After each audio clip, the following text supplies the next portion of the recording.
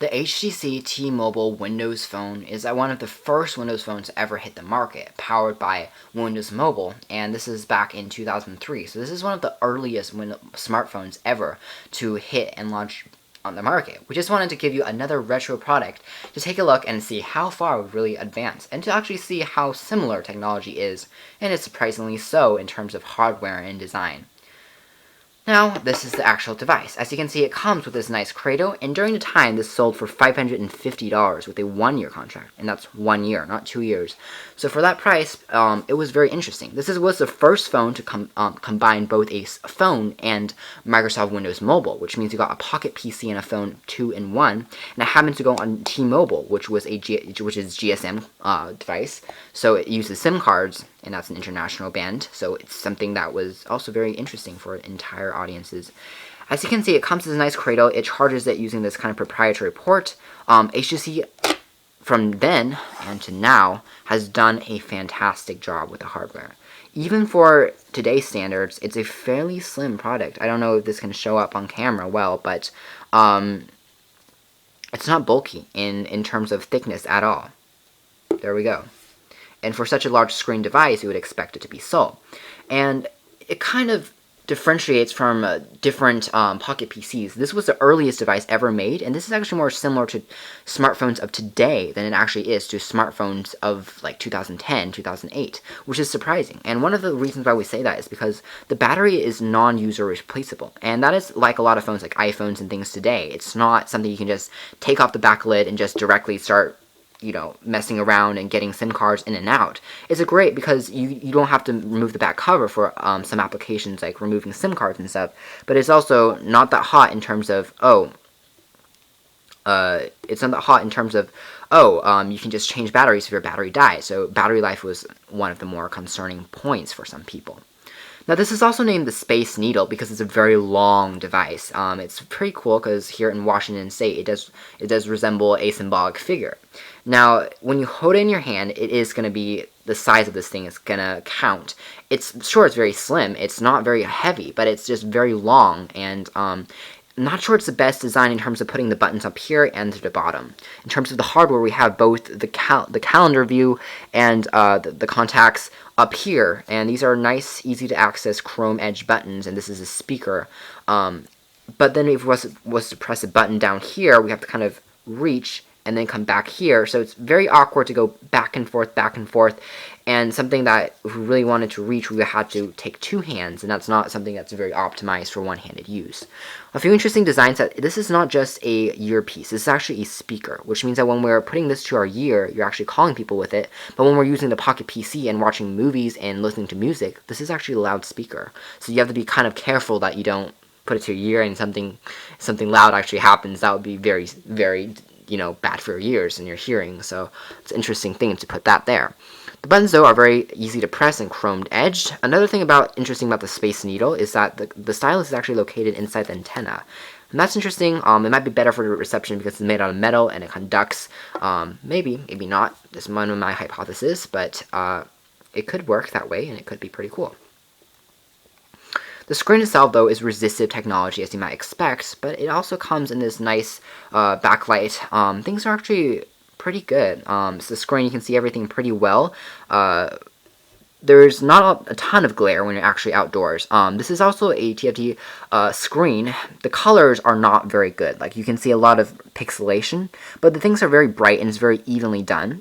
For example, a surprising element of this device is actually if we go to settings and we go into the screen, to go into the backlight, there's only two selections for backlight. You turn it on or you turn it off, indicating that if you turn it off, this is what it looks like.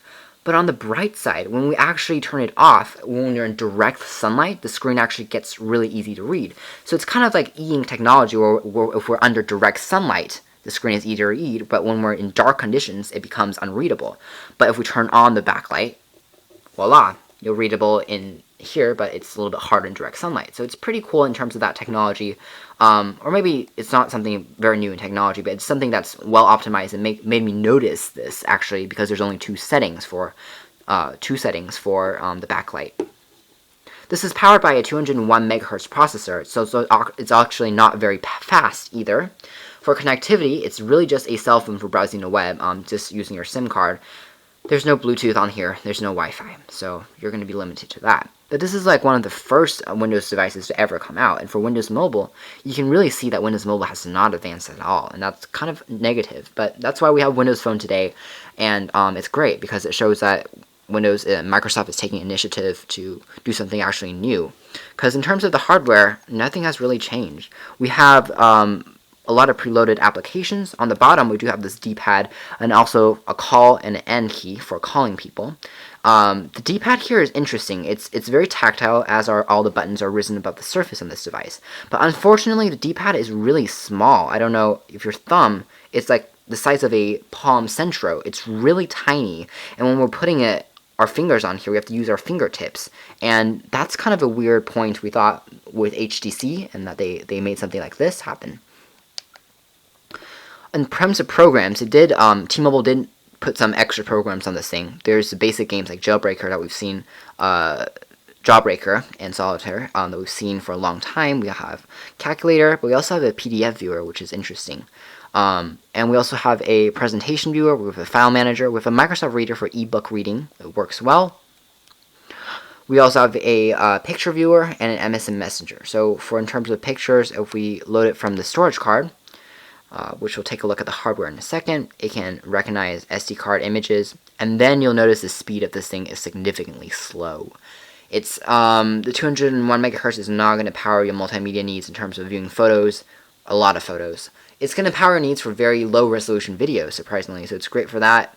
It's just not very great for too much slideshow presenting, because we have a few hundred images right now, and it's just slow. It's loading the thumbnails one by one, and if we tap on this to view it, it kind of freezes and thinks about it. Just close that up. It's not a very good experience. But we also have Pocket MSN. It remains unchanged from a lot of modern day devices. We have a Pocket Word for typing, and again, the standard badness of how Windows Mobile uses just terrible screens. Oh, it finally loaded. Comes up. Now, in terms of zooming, the same thing occurs. We can zoom in, and it takes a few moments for it to think, and that's quite unfortunate. It's just very sluggish in terms of this handling. We do think this is actually a hardware thing rather than a software thing, because once we actually are zoomed in, like now, scrolling around is actually surprisingly really sensitive. It's kind of like modern phones. It's like the iPhone in terms of, you're not going to get pinch to zoom, of course, but when you're actually moving around, there's no stuttering at all. But when we're actually zooming, it actually takes a few seconds, which is directly the opposite when we're taking a look at Pocket PCs like the Sony Cli-A PEG series. Actually zooming in takes no time. Actually scrolling around, the whole thing stutters like an e-ink. So it's interesting. We think that, you know, on some levels, everything is happening. It's just, I think the software is what Microsoft internally kind of worked on. That's why the performance level kind of amped when we looked at later generations of Pocket PC phones and smartphones. But it's interesting to see how things that didn't change that much in terms of this either. We have synchronization, we have SD card backup, and that's pretty much all. Taking a look at other aspects of the hardware, on the bottom we have the proprietary charging and docking system. In addition, we have a 2.5mm headphone jack, not a 3.5mm, which is unfortunate for music playback, but it's kind of neat that they tell you that this isn't a charging jack. HTC says no charge.